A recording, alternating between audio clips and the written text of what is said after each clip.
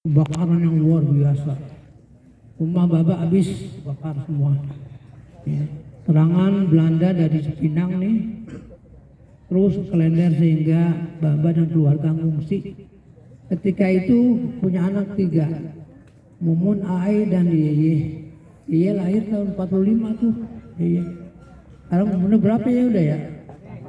Hah? 80 ya? 80. Saya dengan Ajenggung belum lahir. Jadi karena serangannya luar biasa, ngungsilah berjalan kaki dari sini masuk hutan keluar hutan ke Purwakarta. Dari dari sini ke Karawang diserang lagi terus sampai masuk ke hutan Karangasem, diserang terus sampai sekarang singkat sampailah ke Purwakarta. Nah, di sana kemudian Bapak ini karena di Klender sudah ditunjuk sebagai pimpinan pemuda, pergerakan pemuda, ya. Kemudian dicari terus oleh Belanda, cari terus mana yang namanya Haji Darip, nah, sehingga di sana di Purwakarta ngumpet sembunyi di hutan Perakan 5 namanya, Perakan 5, sambil waktu itu masih orok, masih gendong-gendong. Tapi udah bisa ngomong, makan, lapar sambil jalan ya. Ada cerita di tengah jalan, nangis minta makan, ya. Minta ke rumah orang, minta nasi nggak dikasih, mau ditembak orang. Akhirnya kesana nembak baru dikasih, ya. Malah cerita bergerilya lah Bapak bersama Bang Salim, Bang Roim. Mana Bang Roim sih kuburan ya? Pengaji Asmat ya sana ya, ikut ke mungkin ke Purwakarta ya, karena di sana terus dicari, gabunglah dimintalah oleh batalion divisi 1 Siliwangi di Purwakarta itu, diminta supaya menjadi penasehat batalion. Bapak ini minta jadi penasehat batalion. Waktu itu komandan batalionnya Jenderal, waktu itu belum Jenderal Sadikin, gabung di sana juga Jenderal Nasution, dan banyak lagi. Namanya pesantren Siliwangi. Kemudian serangan luar biasa, Purwakarta juga dibom juga habis-habisan ya. Abang ngumpet di hutan Perakan 5, yang ikut ngumpet tuh nyani pemani ikut ngumpet. Ya, ikut di hutan. Dia saksikan Bapak itu tiap malam tuh nggak berhenti tahajud sholat terus tiap malam mana aja, terutama malam Jumat. Karena itu dia pesan kepada saya, pada anak-anak, malam Jumat lu jangan tinggal. Adakan zikir malam Jumat, walaupun cuma 2-3 orang, lu jangan tinggal. Lu jangan tidur malam Jumat. Ya, pokoknya ada begadangnya gitu ya. Malam Jumat jangan tinggal. Terus diadakan di hutan terus mengadakan zikir tahlil malam Jumat itu ya. Sehingga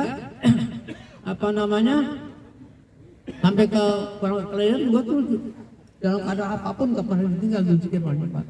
Sampai sekarang alhamdulillah masih kita adakan wasiat. Ada sekalian, malah hasil terjadilah perang gerilya ya di Purwakarta. Sampai kemudian karena gue ketemu dicari Bapak ini oleh Belanda, hingga dibujuklah ya salah satu anak buah Bapak, bujuk bahwa sudah merdeka, sudah aman. Aja ngapain? Bang ngumpet aja sini, udah merdeka kok nih. Jadi Belanda minta ngajak damai. Itu tahun 47. Bung lahir 47 di Purwakarta lahirnya. Ya. Hah? 47 dulu. 47 ya. 47 lahir. Waktu itu ada juga orang Banten yang ikut ngungsi itu, Tesia. Nah, ada namanya Jamhur anaknya, pantar dengan ini ya. Lahir ke bareng. Tahun 27 karena dibujuk oleh anak buahnya sendiri, dibujuk. Ya percayalah Bapak. Ya udah turun dari gunung. 47 itu Tapi sampai di Cikarang ditangkap.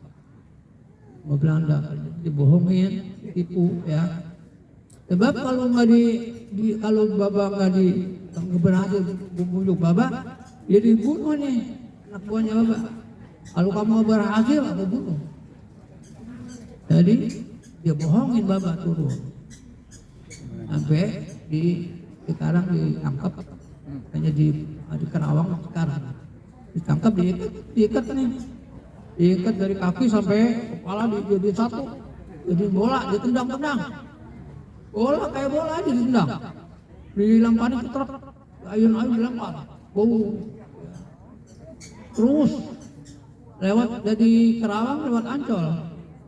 Ancol ditanya lagi, kamu aja dari bukan? Bukan, saya bukan aja dari. Bukan. Udah tinggi besar atau dia. Lu ujung-ujung ngaku aja dari dia. Nah, sampai akhirnya mau dilempar ke laut, Ancol. Kalau kamu ngaku aja dari, lempar. Dalam keadaan diikat ke rantai, diikat apa namanya, Ancol. Lalu dia bilang, kalau Bapak bunuh saya, Bapak nggak akan ketemu yang namanya Jidari. Saya tahu Jidari di mana, kata Bapak. Kamu tahu ya? Ya udah nggak jadi. Jadi nggak jadi dilempar ke laut. Nah, sehingga dibawalah di penjara di Glodok. Kan masih ada Glodok, nggak ada ya? Penjara Glodok, di sana ditahan, ya. Ditahan. Seksaannya luar biasa itu ya, popor segala macam. Itulah ditahan ya di Glodok. Nah, nggak ngaku juga dia, Haji Darip nggak ngaku. Dipanggil lah salah satu teman seperjuangan beliau. Ya, panggil. Tanya, kamu kenal Haji Darip? Nggak kenal, diajak ke penjara. Ini Haji Darip bukan? Saya nggak kenal, kata temennya nih. Ya. Anda apa kata almarhum Baba? Bilang aja gua aja dari, bilangin. Nah, ini kasih tahu ya, ini betul aja dari. Barulah waktu itu Belanda. Tadi dia mau kasih tahu aja, Baba yang suruh. Aku bilang gua aja dari. Ya. Karena orangnya kecil, kayak saya gini kecil, tinggi gitu. Ya, gitu. Dikenal aja dari kalau jagoan, katanya gue besar, padahal orangnya kecil. Ya. Sehingga mulai disidang lah ketika itu sidang. Disidang terus, berdebat, gak pernah kalah berdebat. Ya. Berapa banyak kamu bunuh orang? Berapa bunuh Belanda? Saya bunuh Belanda dalam keadaan perang, pertempuran. Mereka bunuh saya juga bunuh mereka. Ya. Sehingga sidangnya itu proses verbalnya gak pernah putus-putus. Ketika diperiksa itu gak pernah putus, si ketua penjara ini Glodok dipanggil ke negeri Belanda. Ketika dipanggil ke negeri Belanda, apa dia pesan? Haji Darip, jangan ada yang tanganin, gua yang tanganin, kata dia. Aku yang tanganin nanti. Tunggu aku kembali dari Belanda. Sekarang mau pulang dulu. Jadi sementara tertunda tuh proses verbalnya. Ya. Ketika ditunggu-tunggu, balik tuh Belanda mati di sana kali. Ya.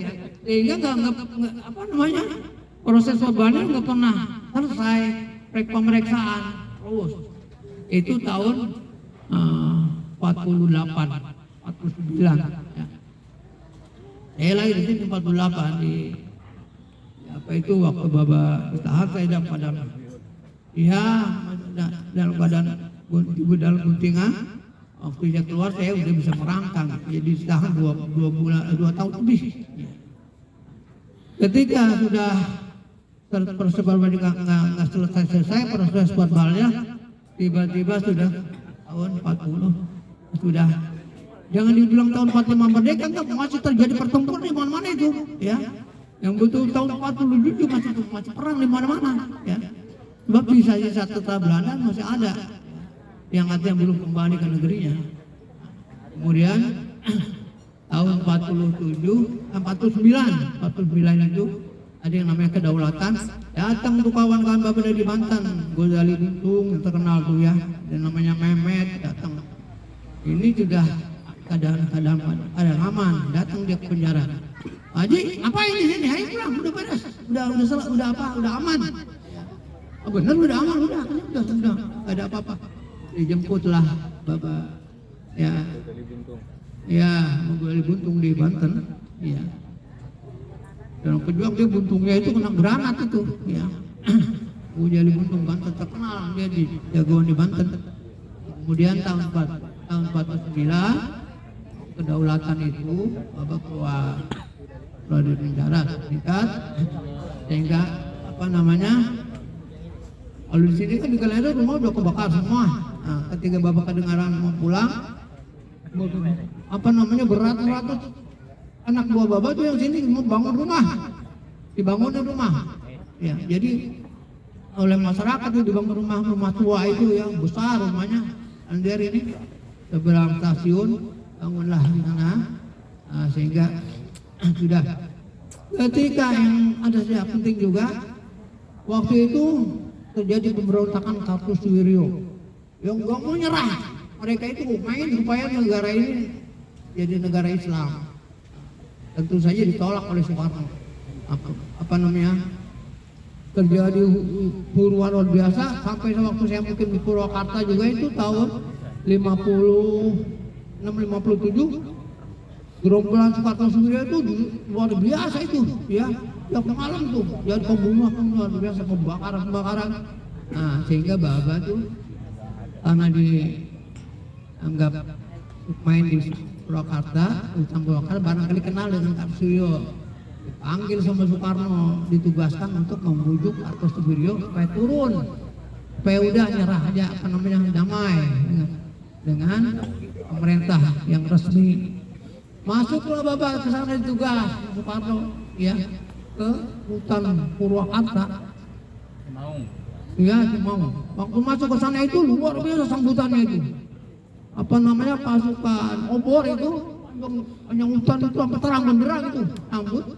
Rupanya Kartosuwiryo kenal sama Bapak kali ya, kenal sama dia. Ya.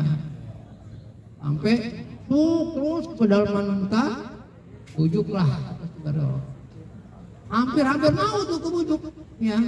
Tapi tiba-tiba ada bisikan-bisikan, dibohongin, mau ditipu sama Soekarno, kamu mau ditangkap, nggak jadi, ya. Sehingga waktu Bapak udah pulang, ternyata Kartosuwiryo nggak menyerah, kira-kira tahun 61 kali, ya. Diserang sama pasukan Ujang. Saya lihat itu, ya. Pada itu serangan luar biasa itu, bikin pagar betis nangkep Bukari, nangkep Kartosuwiryo.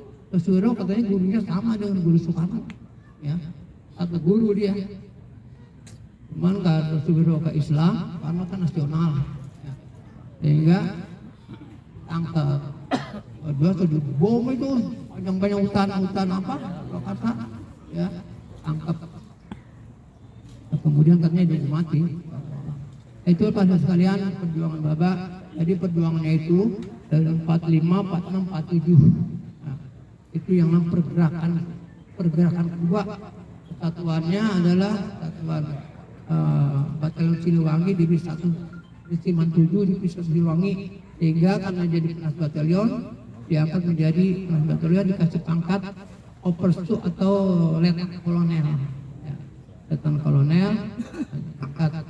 Dan kalau apa namanya, pensiunnya karena waktu itu Letnan Kolonel belum sampai, artinya belum ada aturan yang seperti pensiun, turun jadi kapten. Terus sampai berhasil menerima dapat pensiun kapten, ya. Kemudian almarhum meninggal tahun 13 Juni tahun 81. Minta dikubur di sini. Kenapa minta kubur di sini? Karena orang tuanya di sini nih, ibu bapaknya tuh di situ tuh. Saya ingat, saya suka diajak ziarah di dekat Kuning Josi, tahu dong, udah nggak ada. Kalau gua meninggal kubur di sini, ya. Jangan diapa-apain, kubur gua begini aja, karena kuburan umum. Jadi dia nggak mau kuburan di batu-batu itu tuh nggak mau. Ya, cuman masyarakat maksa, kayak kira-kira tahun berapa ini pasang ini nih oleh Jenderal Ahmadi. Saya ingat beliau datang ke Jenderal Ahmadi itu, ya, datang ke sini pasang ini, meresmikan bahwa Bapak ini diakui sebagai pejuang 45. Demikian, mudah-mudahan ya anak-anaknya bisa, anak cucunya bisa menjaga nama baik Bapak, ya. Sebenarnya, ya. Kemudian kalau perjuangan nama Haji Dai itu perjuangan Anies Baswedan di Komang nih, ya. Nggak dikasih nama. Udah berkali-kali sebetulnya dari dulu juga belum kasih nama, termasuk awal revolusi juga mau dikasih nama Haji Dai. Nah, kebetulan Bapak nolak. Jangan nama gue jangan dijadiin nama jalan, katanya nanti ada apa-apa di jalan dijadikan jalan jalan nggak mau dia sebetulnya ya. Tapi barangkali demi sejarah buat anak cucunya, jadi akhirnya ya kita setujuilah kasih nama jalan. Nah, untuk sejarah perjuangan secara lengkap itu Bapak pernah diwawancarai oleh wartawan Istana titik WS itu, iya, Majalah Dewi. Dari mulai beliau ini anak-anak, pemuda sampai terus perjuangannya semua ceritakan komplit di Majalah Dewi tahun berapa itu ya? 76 kalau nggak salah. Ya. Nah itu beliau merantau ke sana kemari, malah di Mekah dan seterusnya, dan sampai 3 kali terbitan Majalah Dewi. Jadi kalau anak-anak pengen tahu sejarah Bapak yang lengkap, di situ pengakuan Bapak langsung tuh direkam, ya, direkam langsung. Jadi bukan cerita kata orang, bukan, beliau langsung. Tadinya nggak mau aja, jadi paksa supaya menjadi pelajaran buat anak cucu. Jadi Bapak demikianlah supaya kita jangan cicitnya semuanya ini bisa menjaga nama baiknya.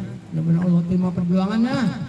Dan teman-teman perjuangannya ini, ya, ada yang banyak ikut Bapak sampai merdeka pada ikut seperti Nurdin, ada namanya Buyung, ada namanya Tonang Luru, ada Pak Awah, ya Pak Awah itu yang punya klinik, kemudian banyak lagi, ya, sampai beberapa kawannya pernah jadi pejabat seperti wali kota Al-Sudin, Barnas, dan sebagainya, beberapa kan jadi wali kota itu orang Betawi. Semuanya kawan-kawan seperjuangan Bapak. Dan kita bacakan Fatihah semuanya ya. Untuk Bapak dan semua kawan-kawan perjuangannya. Dan Allah terima jasa mereka ya. Amakurlah, Hidayat Kudin, Haji Asmad bin Tongyan, Haji Muhammad bin Isinin, Haji Salim Rizal, Haji Masluki Bidani, Bang Murgani, Bulan Nurdin Pulang, Buah Puyung, Bulan, Tonang Luru, bin Bulan. Ulum jami'an Allah sahabat Allah dan hubul iman al-Fatihah.